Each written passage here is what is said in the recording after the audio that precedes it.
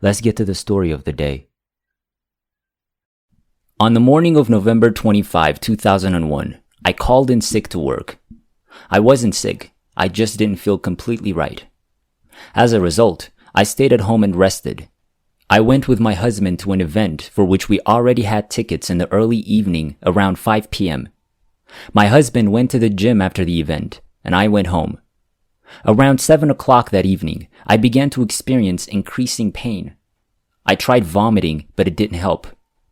I went online to try to figure out what was wrong with me, but I couldn't find anything. The pain became much worse.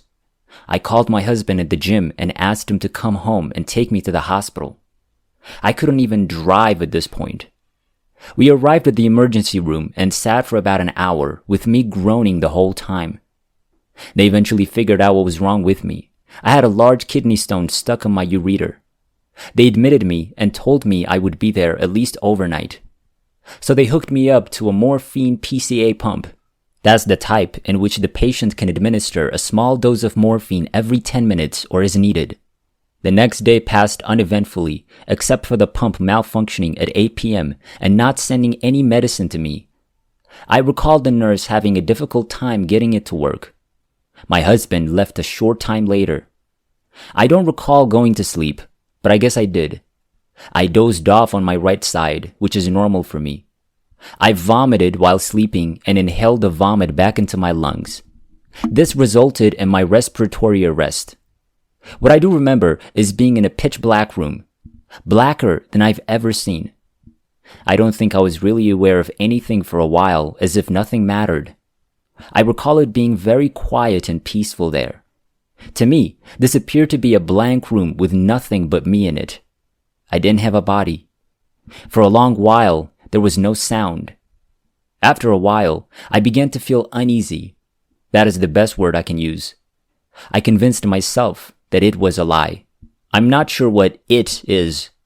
This lie theme had almost become a mantra in my head. Then I started hearing what sounded like TV or radio static every now and then. Then I began to hear my name and other words come through the static on occasion. When I started hearing my name, I realized this might be something worth listening to. So I paid attention. I was having difficulty listening. I became aware of things somewhere around here. The nurses and doctors were working hard to get me to respond. I couldn't talk to them. All I could do was listen. Finally, I was able to communicate with them, the doctors and nurses. I was in the real world again. Even though my eyes were wide open, I realized I couldn't see anything. Because I'm a glaucoma suspect, I'm terrified of going blind. After a while, I was able to see lighter gray shades. Then I noticed color, and then I noticed shapes. Finally, I was able to see. They made me answer a slew of questions.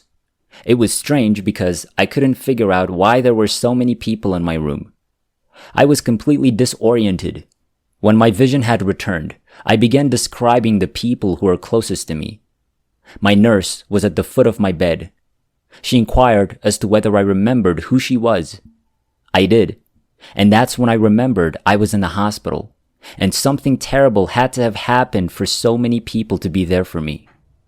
They admitted me to the intensive care unit for the weekend. I developed inhalation pneumonia in both lungs, more in the right lung. Later, I discovered that they had no idea how long I had been in respiratory arrest in my room.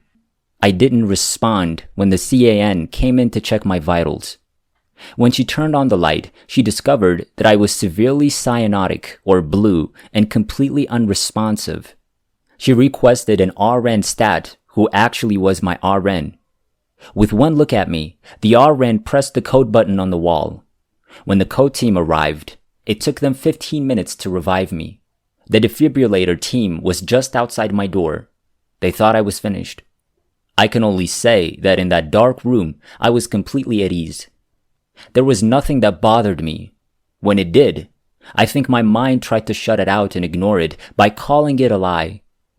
I believe it was difficult to revive me because I did not want to leave that peaceful place. It's difficult to explain. I'm no longer terrified of death because I now understand how peaceful it is. Story number 2. Flight through the air. Strychnine poisoning occurred on November 11, 1993 in Zurich, Switzerland. This substance is primarily used to kill rats and can be lethal even in small amounts if inhaled. When I was 17, an emotionally challenged man decided to kill me and gave me something laced with rat poison and sugar to hasten my death.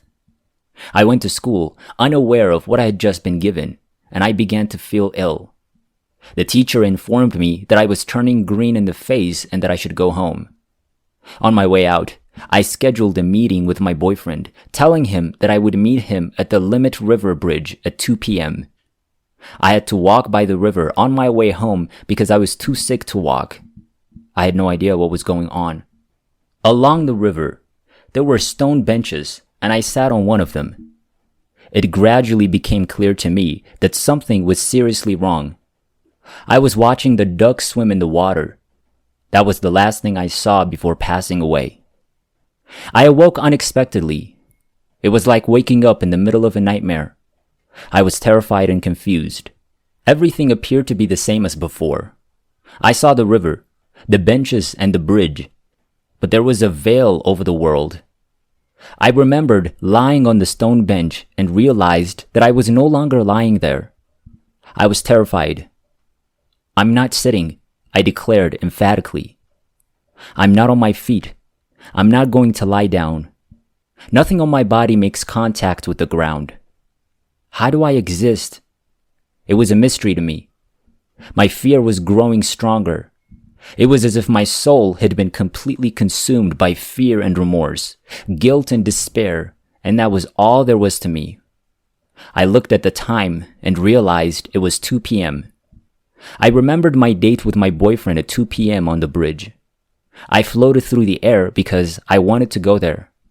I didn't have to go far because even though I wasn't on the bridge, I could see what was going on.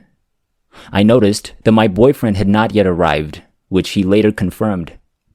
I could see what was going on the bridge, even though I wasn't on it. It was as if I could see anything I desired. There were no restrictions. I was still in the air, terrified. My terror was so intense that I began to scream. I had no idea I was dead. I had no idea what was going on. I screamed, but couldn't hear myself. I was unable to use my vocal cords. Instead, I heard my voice as if it were a loud cry. That irritated me even more. It was absolutely terrifying. I was completely alone.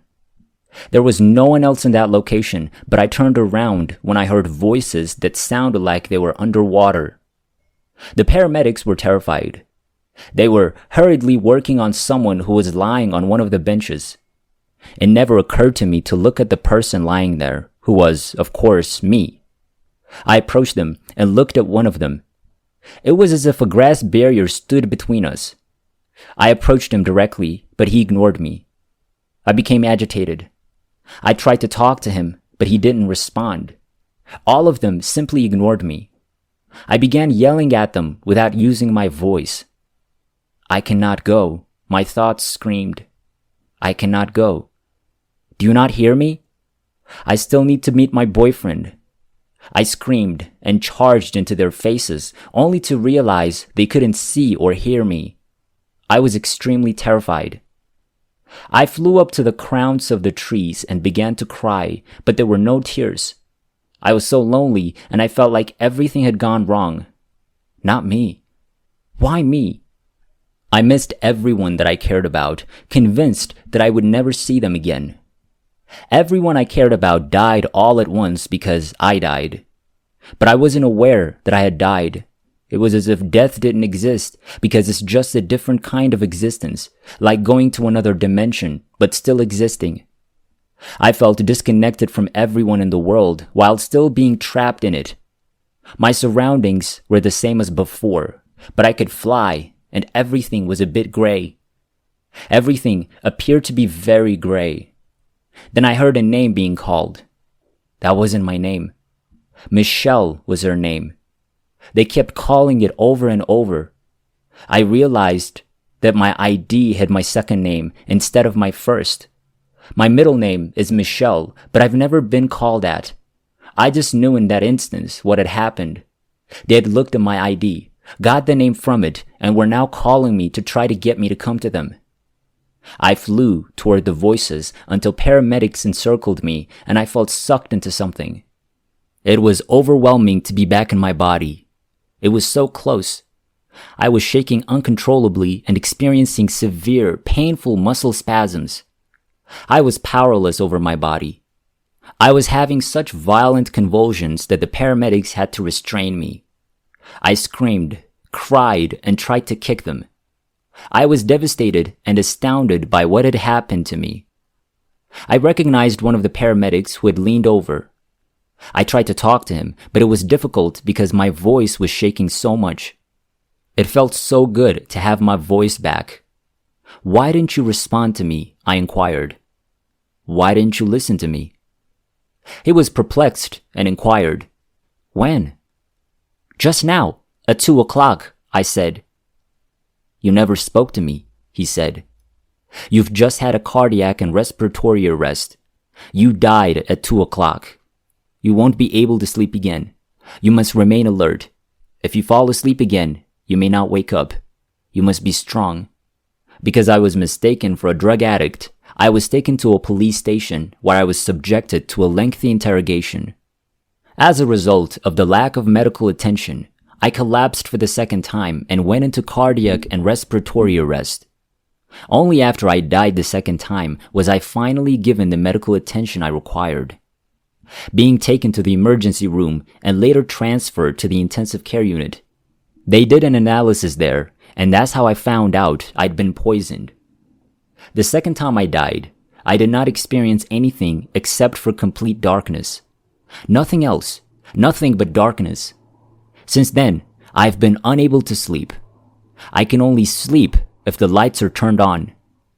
Even though my experience was terrifying, I'm grateful that I had the opportunity to die in order to know that we live on.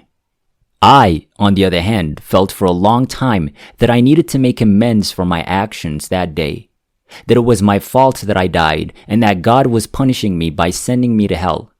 Religion provided me with a lot of solace. I'm no longer afraid of death.